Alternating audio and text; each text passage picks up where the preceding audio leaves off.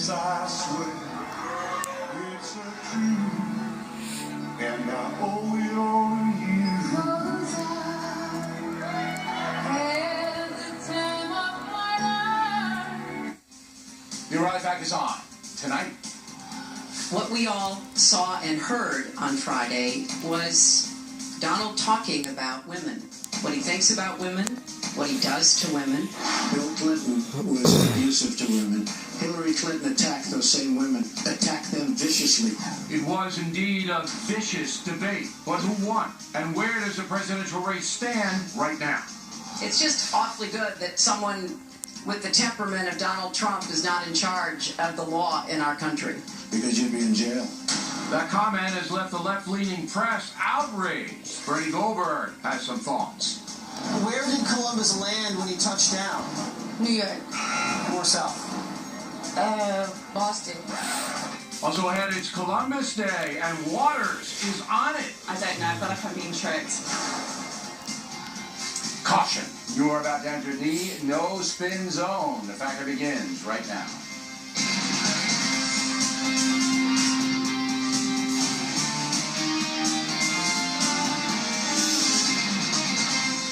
Hi, I'm Bill O'Reilly. Thanks for watching us tonight. The second debate, who won?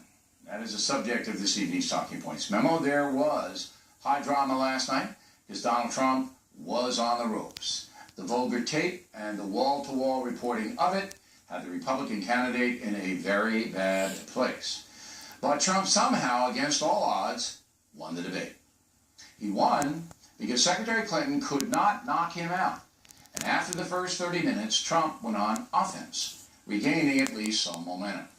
Here's how it went down. The debate opened with no handshake. Then, Secretary Clinton fired the first round.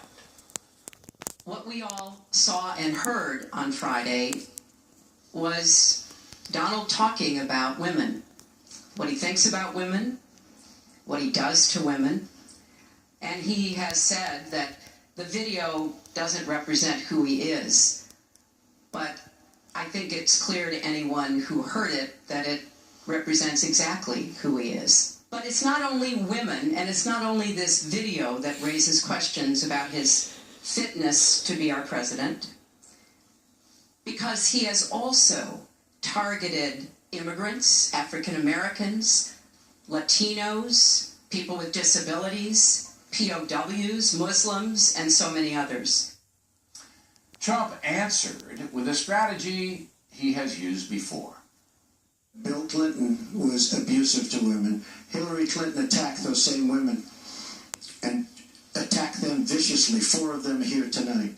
One of the women, who is a wonderful woman, at 12 years old, was raped at 12. Her client, she represented, got him off. The story here is that in 1975, an Arkansas judge appointed Hillary Clinton to represent accused child rapist Thomas Taylor. Counselor Clinton was successful in raising doubt, and Taylor pled out to unlawful fondling of a child, serving just 1 year in jail. The victim, Kathy Shelton, appeared with Donald Trump in a press conference just prior to the debate, saying the way Mrs. Clinton treated her when she was 12 years old damaged her for life. Trump then pounded home the theme that Mrs. Clinton's past record makes her a hypocrite on the woman abuse issue. When Hillary brings up a point like that, and she talks about words that I said 11 years ago, I think it's disgraceful, and I think she should be ashamed of herself, if you want to know the truth. Mrs. Clinton jumped on that, saying that Trump is never contrite. He never apologizes for anything to anyone.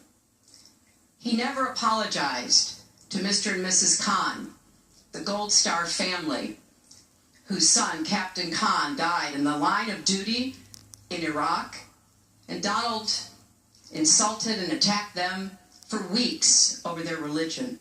And he never apologized for the racist lie that President Obama was not born in the United States of America. He owes the president an apology. Mr. Trump seized upon the Obama reference to lob this grenade. Michelle Obama. I've gotten to see the commercials that they did on you. And I've gotten to see some of the most vicious commercials I've ever seen of Michelle Obama talking about you, Hillary. That reference is to the Clinton-Obama primary race of 2008, when Mrs. Obama said this. One of the things, the important aspects of this race is role modeling what good families should look like. And my view is that if you can't run your own house, you certainly can't run the White House. Can't do it. So after about 30 minutes of personal attacks, Trump was still standing, a win for him. Then came more personal attacks. If I win, I am going to instruct my Attorney General to get a special prosecutor to look into your situation, because there has never been so many lies, so much deception. There has never been anything like it, and we're going to have a special prosecutor.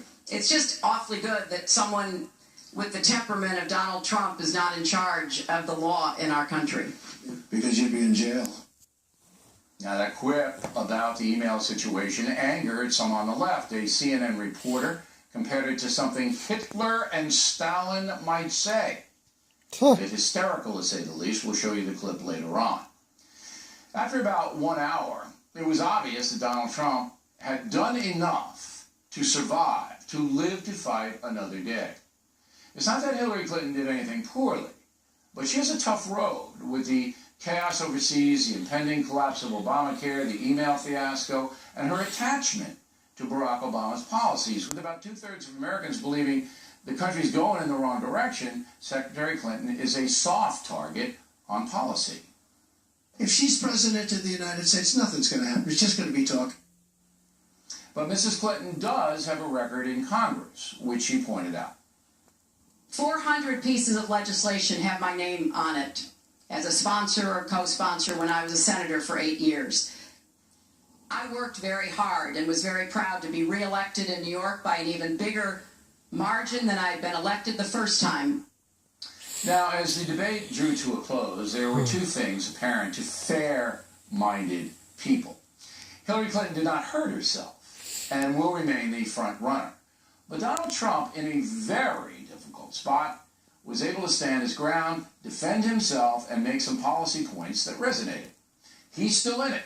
And that in itself, after all that happened over the weekend, is a major victory for him. And that's the memo. Next on the Rundown Reaction, Krauthammer, Goldberg, and Luntz. Then later, Waters on Columbus Day. Poor Chris. We're coming right back. Watch Fox News.